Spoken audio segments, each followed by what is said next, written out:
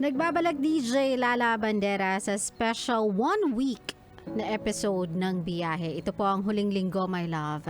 And this, I'm sharing with you today ay ang ating mga learning sa loob ng 13 taon na pamamayagpak natin sa ere. Anyway, my love, the second lesson that I'm about to share with you today is to make you realize that having your heart broken is your strength.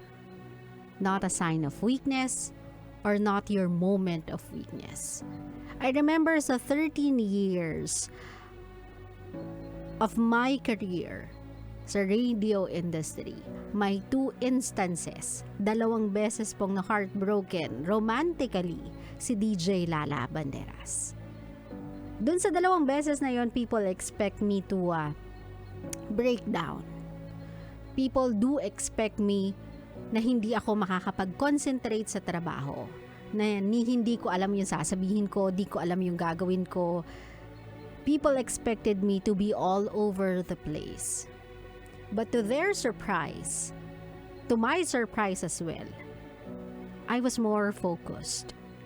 Parang this time around, mas may pinaghuhugutan ako. Mas may puso at mas may bigat kada bitaw ko sa ere. Especially with the show na nagbibigay ka ng advice to people. This time around, mas dama ko yung sarili ko whenever I try to tell people the experience I've had and what could I've done differently nung ako yung nasa sitwasyon nila. This time around, mas naiintindihan ko yung mga katagang pain, mas naiintindihan ko yung mga katagang naiwan, mas naiintindihan ko yung mga katagang nasaktan. Ganun kasi yun, my love eh. When you get your heart broken, even when you don't feel 100%, for some reason parang dinadivert unconsciously ng katawan mo at utak mo yung lahat ng focus na meron siya into that specific thing that you are doing. Kasi you don't want to feel anything else. Ayaw mong maramdaman yung pain, ayaw mong maramdaman yung sadness. So to get away from it all,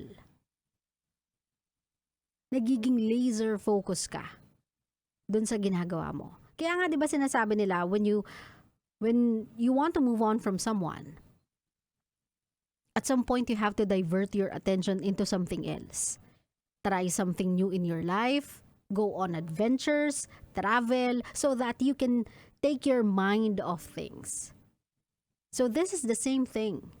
Kapag meron kang ginagawa, kung meron kang career, meron kang studies, meron kang, sabihin natin, mga bagay na kailangan mong pagtuunan ng pansin, and you got your heart broken, for some reason you have a different drive.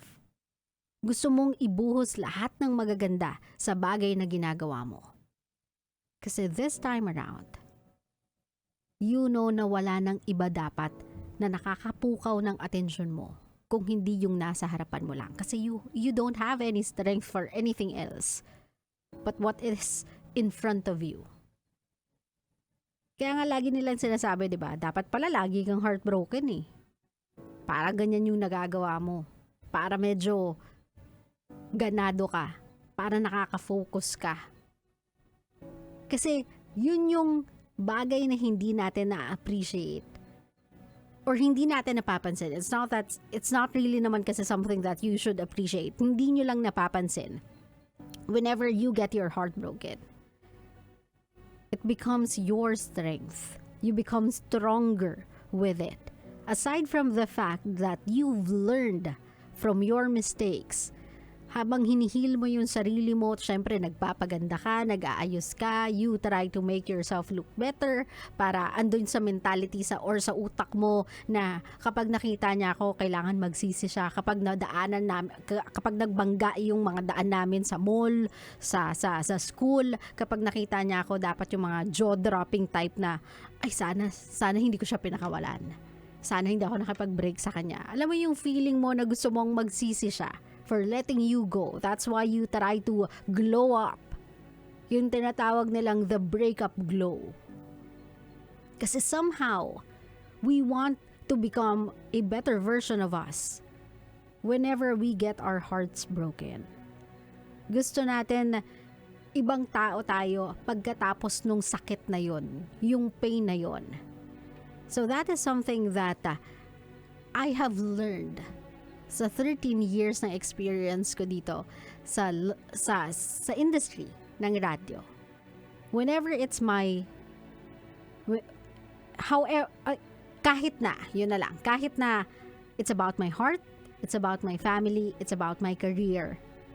If I wanna do good sa ginagawa ko, lalong-lalo na sa ere, I'm at my best kapag nasasaktan ako.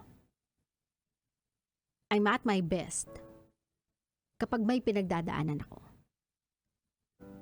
It's because I don't want to feel anything else but the drive to finish whatever it is that I am doing. That is how I know that I can still get better. Kasi hanggat nasasaktan ako, hanggat may kapasidad ako para masaktan, hanggat may kapasidad ako para maramdaman yung emptiness, yung sadness within me, it's a sign na meron pa ring room for me to grow. Na there is still something more I can give. Something more na pwede ko pang ilay in the table. Something more na kaya ko pang hugutin mula sa kaibuturan ng puso ko para mailabas sa ginagawa ko. So my love, don't look at yourself as if you are at your weakest.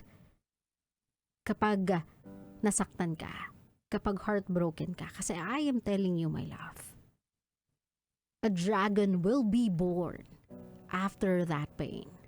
Something good will come out dyan sa pain na yan, dyan sa broken-hearted experience na yan. Something good will come out of it. And it will never fail. You'll come out stronger, wiser, and tougher every single time. Tatandaan yan.